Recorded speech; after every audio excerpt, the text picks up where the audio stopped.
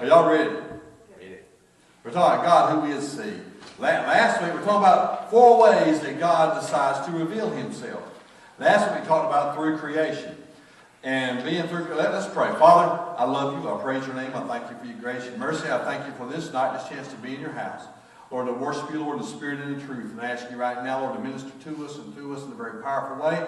Make a way, Lord, where there is no way in our lives, Lord. And touch us, God, and help us, Lord, to get this word in our hearts so that we can give it to other people. In the name of Jesus we pray. Amen. Now, I told you we've been doing Theology 101. It's really pretty cool because it seems like this stuff always winds up, and I'm taking physics and earth science right now, and it seems like all this always goes with what I'm taking in college too, which is pretty cool. It is kind of hard to do 3 semester weeks in 1 week when you're riding in the back of a road with a computer in your lap trying to hold a book in one hand and write with the other hand, and the road ride's good up front, but in the back it's like this. You know, so I've done a lot of work I've really done a lot of work on the road lately, but still God's blessing. And so far, do a little bit more work on the road. Well, that's right. Maybe so. That's right. So here we go. Now let's talk about creation. And it all started out with how God revealed himself for those that weren't here. When Job was trying to tell God how he was feeling, that God didn't know how he felt, he said, well, where were you when I created the world? And then, so God speaks to the creation, the formation of the world, which is Job 30, also in Job 38. The formation of the world, where were you when I laid its foundations? The vast universe, and you bring forth the constellations in their seas and lead out the bear with his cubs, balance of land and water. I shut up the sea behind doors when it burst forth from the womb. Division of night and day. Have you ever given orders to the morning and shown the dawn its place? And the life and death cycle and the seasons of weather. So that was one way God reveals himself. Another way God reveals himself is through your conscience. This is probably one of the most powerful ways. This is where people cannot say, there is no God. God gave us a conscience. Right? And even if you don't know the Word of God, you've got a conscience. And that conscience will lead you. Okay? So this is a little bit about the conscience here. Everybody got a paper? Need another one? Did I not give him one? Is that the one that says conscience on it? Yep. Oh, okay. Everybody got one from tonight? Conscience? You don't have a conscience? I thought you did, sister. Yeah, is it one of that says through conscience? Through conscience. Okay, Dan.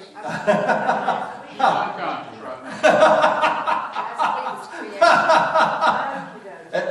If y'all want creation, from creation, they're back there in the back. We've always got plenty of them. I try to make about 33 copies. So if anybody wants to take a copy home, want to give a copy to somebody, that's fine. If you want to get more than one copy of anything, that's fine. And if on a Sunday morning, if you want a copy of that outline, I can go make you a copy of the exact outline that you're getting up on that board. So that you can get a hold of it this week, coming up. Also available online. And if you can get through the maze, I know you're going to tell us it's simple, but I've never seen it simple. Go ahead. edwardnc.org/ECC. Okay. And then you can find your way from there. Okay. You don't know me. So there you go. edwardnc.org /ECC. /ECC. Okay. Also, if you, like I said, if you want something, if you just tell me, I will get it to you. I was going to tell you in the newsletter this month, I get the whole front page, and so I'm going to take that sermon from Sunday about the value of scars, and it's going on the front page of the newsletter. So you can take that and use that as a ministry tool also. All right. So, without faith, it is impossible to please God. We know that. Without faith, it's impossible to please God. Did y'all both get one? Did y'all both get it? Here you go. I got one right here. Pass one there. Here. Thank you.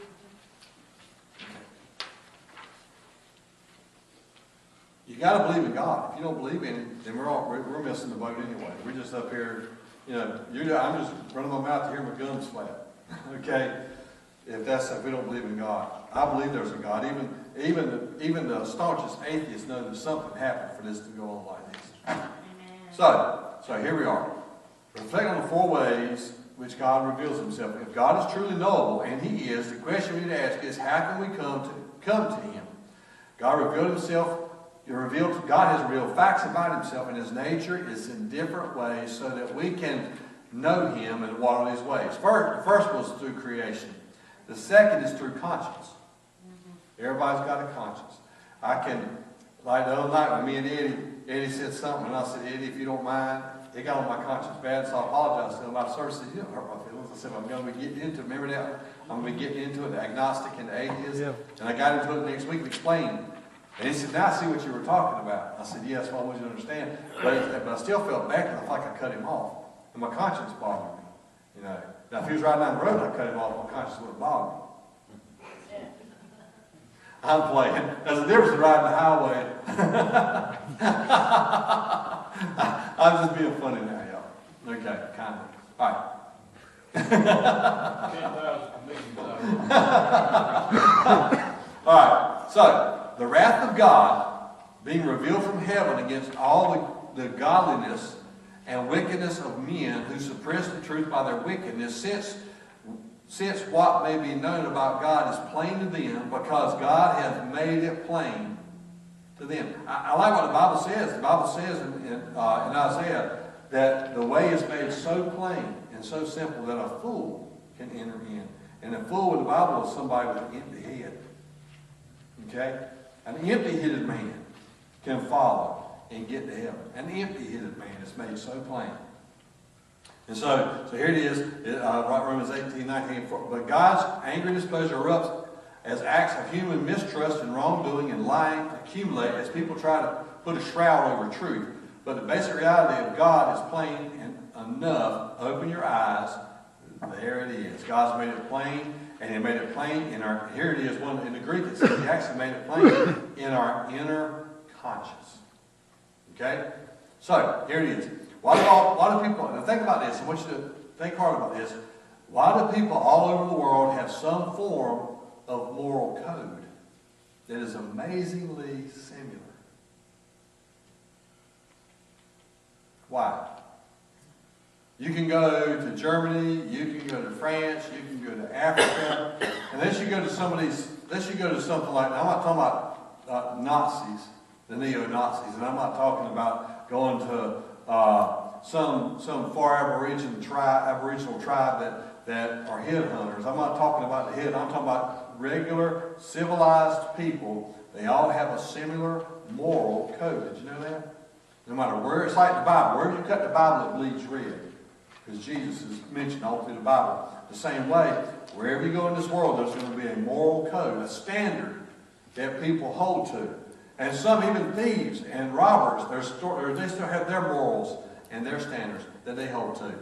So, for example, there is no culture on earth where it is permissible for a man to take any woman he wants. I mean, a king may. But again, that's out of the ordinary. A man just can't go take a woman that he wants. It's not going to work like that. You know, it's the same way. You just can't go kill somebody. In the caveman days, it is. Oh, in the caveman days, yeah. Yeah. But that's because they had brontosaurus burgers. That made you mean. All right, sit down. I remember watching that big old rib on the side of the fence of his car. You know, they put the rib on his car and his car would turn over. Yeah. If you eat stuff like that, you're going to be mean. So think about it.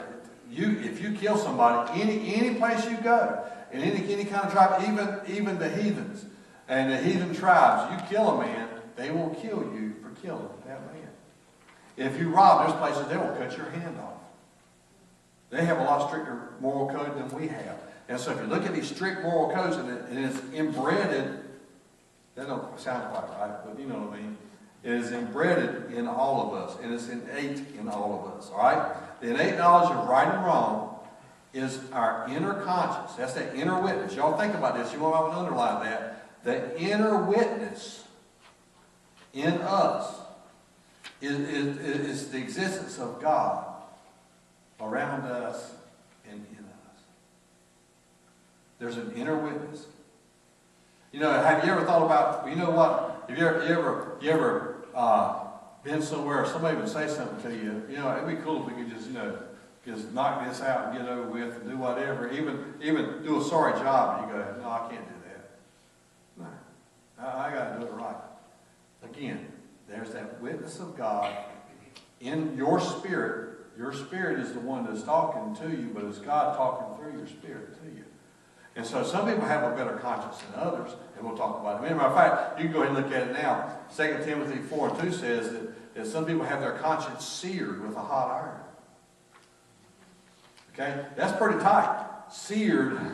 Let me look this thing up and read it all the way to you. Can you imagine having your conscience seared with a hot iron? Meaning, if you take something with a hot iron and go to it, what's it going to do? You burnt. Yeah, right, not only that, but if you're bleeding, if somebody's bleeding, what do they do? Cauterize. Okay, what's cauterizing? Burn it. It's searing it with a hot iron. How many's ever watched Rambo? Bethany had never seen Rambo, so the other night we were sitting in there, and we were sitting in the living room. I was doing my homework, but she was watching Rambo, so I kept watching a little bit because it was a really good movie. Bless you. I couldn't tell if you're sneezing or coughing. If you're sneezing, bless you. If you're coughing, cough it up.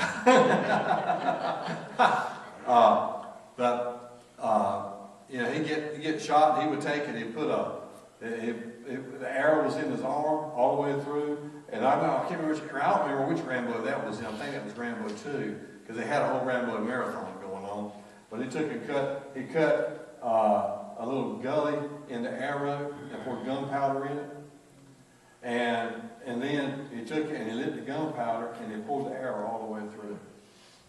What was he doing? He was cauterizing the wound. He was sealing up the arteries. Okay? And honestly, it hurts to start with, but you're better off if you're going to do something like that. That fountain power boats, they would take MEK and some other things that were very, very hot, used to clean off the boats and stuff. Those guys would get weld burns, and they would put on their weld burns, and it was hurting. Man, it would hurt when they did it, but in a few minutes, the pain was gone. I can't remember if it was lasagna or chicken or something. I had an oven, I was working on my sermon, and I ran back over and I'd taken one of my mitts off, and I hadn't even thought about it. I'd taken the mitt off, and I come in, I was looking at the sermon, and the buzzer went off, so I ran to the oven. It was at 400-something degrees. I go in there and grab trying to pull out so I can get the pan out, I grab the grill in there. And when I grabbed the grill, it burnt all the way down and all the way here. And I was in tears, pain. And so I'd heard about mustard. And so mustard is the silent way to cauterize it because of the stuff in it. Vinegar and stuff, yeah. I took the mustard and I put on it, and the first time I put it on it, that was like burning all over again, the first time. And it finally went in. Look, so then I let it wait a minute. And I put it on the second time. When I put it on the second time, you know the burn went away. It went away. I come to church and played the bass. Okay? And it did not hardly blister. And what did blister was not hurting. I never wore a bandage on that major burn by putting mustard on it. Okay? Cauterized it without fire. Right?